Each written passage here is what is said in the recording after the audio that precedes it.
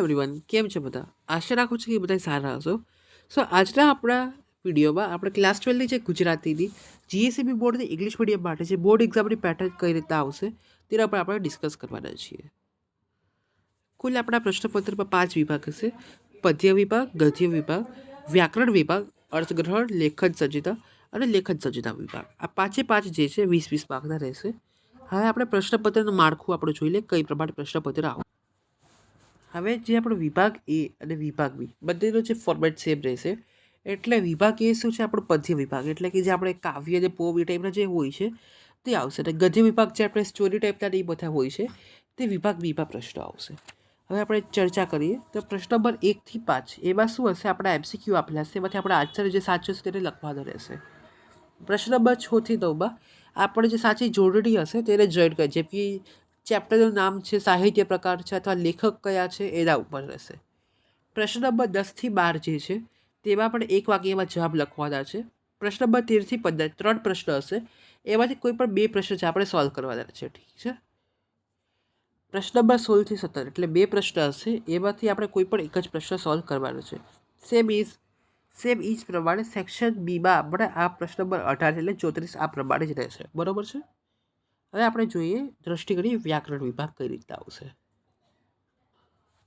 પ્રશ્ન નંબર 35, 36 અને 37 એમાં આપણે પ્રત્યય અને નામયોગી શોધીને કરવાના રહેશે. બરોબર, એટલે આપણે ઇન્સ્ટ્રક્શન આપી હશે તે પ્રમાણે આપણે સોલ્વ કરવાના છે. પ્રશ્ન નંબર 38 અને 39 જે છે તેમાં આપણે વિરામચિહ્નનો ઉપયોગ કરવાનો રહેશે પ્રશ્નમાં. પ્રશ્ન નંબર 40 અને 41 એમાં આપણે સંયોજકનો ઉપયોગ કરવાનો છે. પ્રશ્ન નંબર 42, 43 અને 44 એમાં વાક્ય ઓળખાવવાનું છે. ઠીક છે. પછી પ્રશ્ન નંબર 45 અને 46માં પદક્રમ અને પદ સંવાદનું હશે, તે પ્રમાણે પ્રશ્ન આવશે. પછી પ્રશ્ન નંબર 47માં રૂઢિપ્રયોગ આપણે લખવાના હશે. પ્રશ્ન નંબર 48માં સામાસિક શબ્દ, એટલે કે જે સમાનાર્થી શબ્દ જેવા જ મિનિંગ કરતા હોય તે શબ્દ એ સામાસિક શબ્દ એ આવશે. પ્રશ્ન નંબર 39માં સમાનાર્થી શબ્દ. પ્રશ્ન નંબર 50માં વિરોધી શબ્દ ઓળખાવાના. પ્રશ્ન નંબર 51માં શુદ્ધ અને અશુદ્ધ વાક્ય રચના આપણે કરવાની રહેશે. પ્રશ્ન નંબર 52 અને 53 જે આપણે જોડણી સુધારો જે આપણે બાળપણથી ક્વેશ્ચન કરતા આવી છીએ તે આપણે સાચી જોડણી એમાંથી પસંદ કરીને ટીક કરવાની અને આન્સર લખવાનો રહેશે. અને પ્રશ્ન નંબર 54 જે છે તે કહેવતનો આવશે. હવે આગળ આપણે આપણા સેક્શન ડી તરફ દ્રષ્ટિ કરીએ તો આપણને પ્રશ્ન નંબર 55, 56, 57, 58 અને 59 આમાં શું હોય છે કે કાવ્ય આપેલી, એટલે છે ને પેરેગ્રાફ આપણને પોયમનો આપેલો હશે, તે પેરેગ્રાફ આપણે વાંચવાનો છે અને એમાંથી જ એના આન્સર ગોતવાના છે. બરોબર. પ્રશ્ન નંબર 60 થી 64 એમાં શું આપણને પેસેજ આપેલો હશે. આ બધા અનસિન પેસેજ છે, આપણે ટેક્સ્ટ બુકમાંથી નહીં હોય. એટલે આના પર શું કરવાના, જે 4 પ્રશ્ન છે તેના આપણે જવાબ પેરેગ્રાફમાંથી જ આન્સર ગોતવાના રહેશે. પ્રશ્ન નંબર 65 આ આપણા માટે નવો પ્રશ્ન છે. આમાં શું હશે? સંક્ષેપીકરણ, એટલે કે આપણે ઇંગ્લિશમાં પેરેગ્રાફ આપ્યો હશે તેને આપણે 1/3 પાર્ટ કર, એટલે 1/3 પાર્ટ કર, એટલે શોર્ટમાં એ પેરેગ્રાફને આપણે સમજાવવાનો છે. પ્રશ્ન નંબર 66 જે છે તેમાં આપણને ટોપિક્સ આપેલા, એટલે મુદ્દા આપેલા હશે, તેમાંથી આપણે એક વાર્તા સરસ મજાની બનાવવાની છે અને એને યોગ્ય શિષ્ય આપવાનું રહેશે. અને એનો જે આપણે શીખ મળે એટલે બોધ પણ આપણે લખવાનો રહેશે.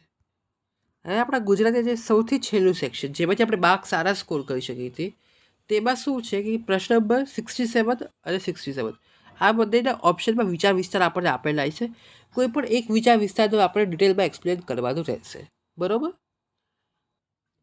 હવે આ થઈ ગયા વિચાર વિસ્તાર. પ્રશ્ન નંબર 68 જે છે એટલે 68 જે આપણે અહેવાલ લેખન લખવાનો રહેશે 100 શબ્દોની અંદર. અને જે આપણો પ્રશ્ન નંબર 69 છે એમાં શું હશે? આપણે 3 મુદ્દા એટલે 3 ટોપિક આપ્યા હશે, એમાંથી કોઈ પણ એક ટોપિક ઉપર આપણે આખો ડિટેલમાં એસે જે છે આપણે લખવાનો રહેશે. બરોબર. જેમ કે આપણે જોઈએ દારી તો નારાયણી, માથેમાં બીજા વગડા દવા, પછી સૃષ્ટિનો શણગાર, અલબેલી વસંત. એટલે આ પ્રમાણે ટોપિક્સ આપણને આપ્યા હશે, એમાંથી જે ટોપિક આપણને આવડે એ ટોપિક ઉપર આપણે ડિટેલમાં નિબંધ લખવાનો રહેશે. અને આ કેટલા શબ્દ આપણે લખવાના? 250 શબ્દમાં નિબંધ લખવાનો રહેશે. આ છે આપણે ગુજરાતીના ક્વેશ્ચન પેપરનો ફોર્મેટ. આશા રાખું છું કે તમને હવે કંઈ આવા ડાઉટ નહીં રહે હોય. ઇનકેસ કોઈ પણ ડાઉટ હોય તો પ્લીઝ તમે લોકો મને કમેન્ટમાં કહેજો. Thank you everyone.